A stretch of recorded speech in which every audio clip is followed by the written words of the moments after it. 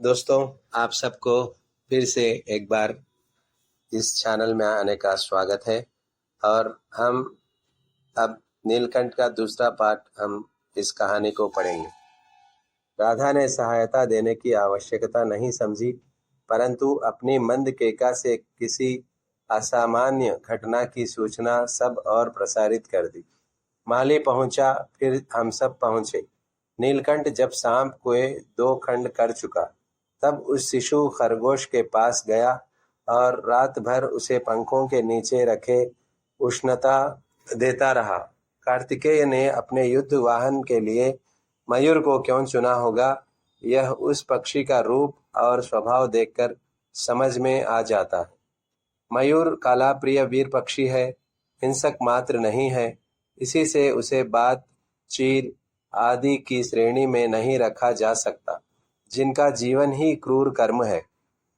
नीलकंठ में उसकी जातिगत विशेषताएं तो थी ही, उनका मानवीकरण भी हो गया था।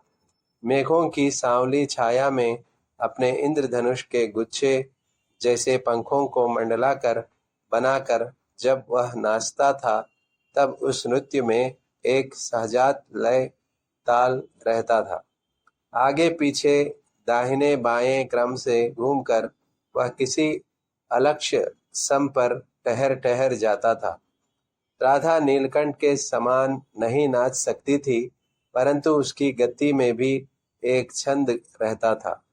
वह नृत्यमग्न नीलकंठ की दाहिनी ओर के पंख को छूती हुई बाईं ओर निकल आती थी और बाएं पंख को स्पर्श कर दाहिनी ओर।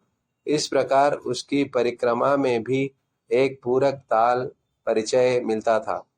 नीलकंठ ने कैसे समझ लिया कि उसका नृत्य मुझे बहुत भाता है, यह तो नहीं बताया जा सकता, परंतु अचानक एक दिन वह मेरे जालीघर के पास पहुंचते ही अपने झूले से उतरकर नीचे आ गया और पंखों का सतरंगी मंडलाकर छाता तान कर नृत्य की भंगिमा में खड़ा हो गया। तब से यह नृत्य भंगिमा नित्य का क्रम बन गई। प्रायः मेरे साथ कोई न कोई देशी विदेशी अतिथि भी पहुंच जाता था और नीलकंठ की मुद्रा को अपने प्रति सम्मान पूर्वक समझकर विस्मयानुभूति हो उठता था। कई विदेशी महिलाओं ने उसे परफेक्ट जेंटलमैन की उपाधि दे डाली।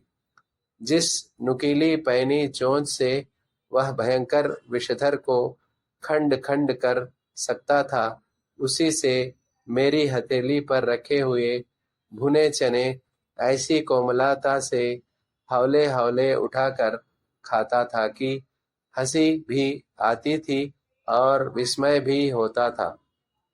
फलों के वृक्षों में से अधिक उसे पुष्पित और पल्लवित वृक्ष भाते थे। वसंत में जब आम के वृक्ष सुनहली मंजरियों से लद जाते थे, अशोक नए लाल पल्लवों से बंक जाता था, तब जाली घर में वह इतना अस्थिर हो उठता कि उसे बाहर छोड़ देना पड़ता था। नीलकंठ और राधा की सबसे प्रिय ऋतु तो वर्षा ही थी।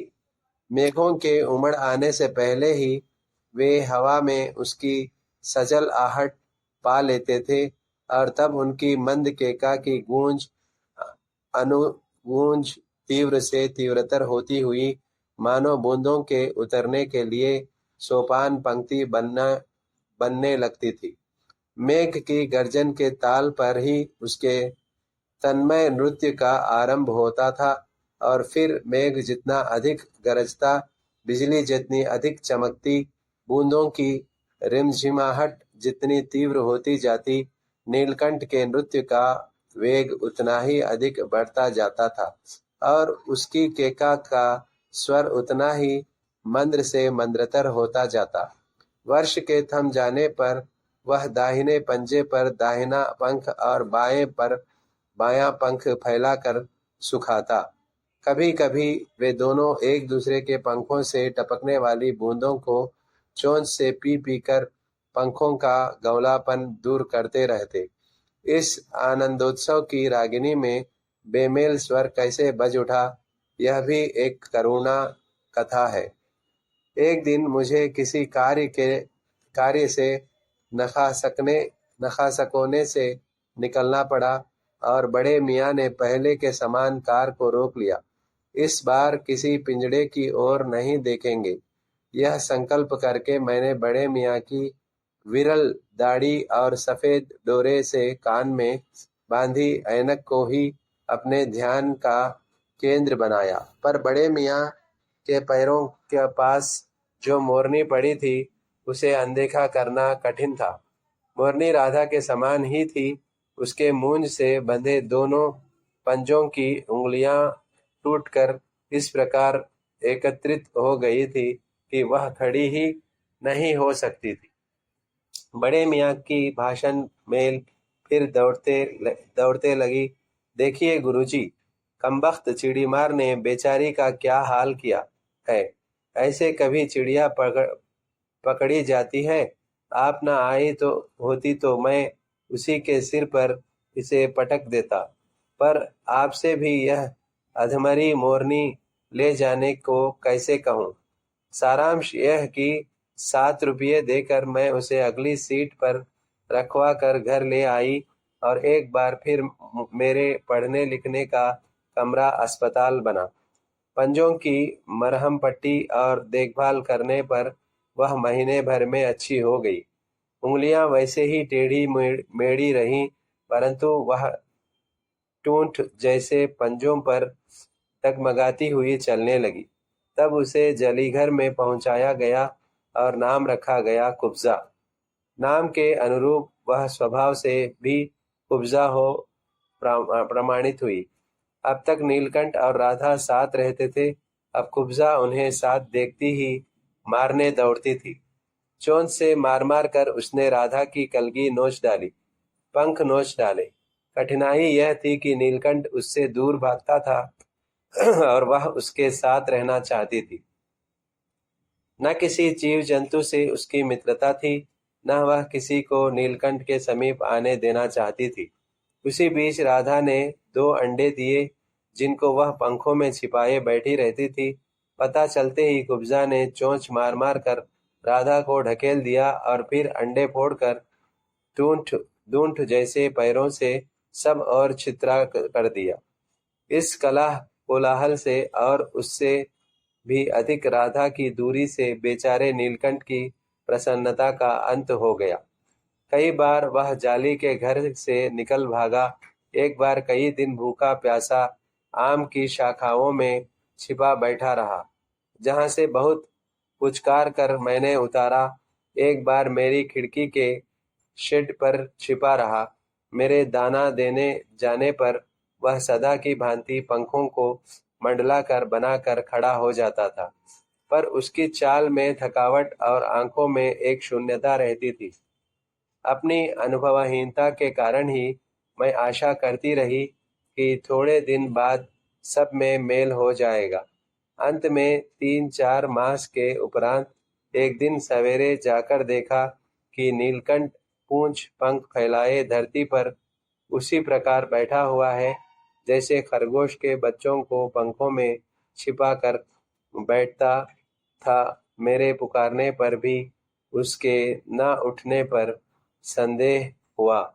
वास्तव में नीलकंठ मर गया था। क्यों का उत्तर तो अब तक नहीं मिल सका है।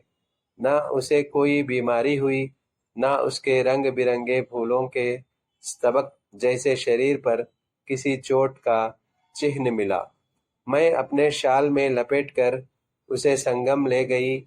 जब गंगा के बीच धार में उसे प्रवाहित किया गया, तब उसके पंखों की चंद्रिकाओं से बिंबित प्रतिबिंबित होकर गंगा का चौड़ा पाट एक विशाल मयूर के समान तरंगित हो उठा।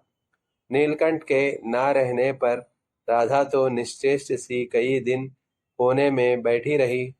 वह कई बार भागकर लौट आया था, अतः वह प्रतीक्षा के भाव से द्वार पर दृष्टि लगाए रहती थी। पर कुब्जा ने कोलाहल के साथ खोज ढूंढ आरंभ की। खोज के क्रम में वह प्रायः जाली का दरवाजा खुलते ही बाहर निकल आती थी और आम, अशोक, कचनार आदि की शाखाओं में नीलकंठ को ढूंढती रहती थी। एक दिन आम से उतरी ही थी कि कजली अल्सेशियन कुत्ती सामने पड़ गई। स्वभाव के अनुसार उसने कजली पर भी चोंच से प्रहार किया। परिणामतः कजली के 2 दांत उसकी गर्दन पर लग गए। इस बार उसका कलह कोलाहल और द्वेष प्रेम भरा जीवन बचाया ना जा सका, परंतु इन 3 पक्षियों ने मुझे पक्षी प्रकृति की विभिन्नता का जो परिचय दिया है वह मेरे लिए विशेष महत्व रखता है। राधा अब प्रतीक्षा में ही दुकेली रही। आषाढ़ में जब आकाश मेघाच्छन्न हो जाता है तब यह कभी ऊंचे झूले पर और कभी अशोक की डाली पर अपनी केका को तीव्रतर करके नीलकंठ को बुलाती रहती है। दोस्तों, अगर ये कहानी आपको अच्छी लगी तो हमारे एक लाइक बटन को दबा देना और दूसरों को इस कहानी को फॉरवर्ड कर देना। और कहानी सुनने के लिए आप सबका धन्यवाद है।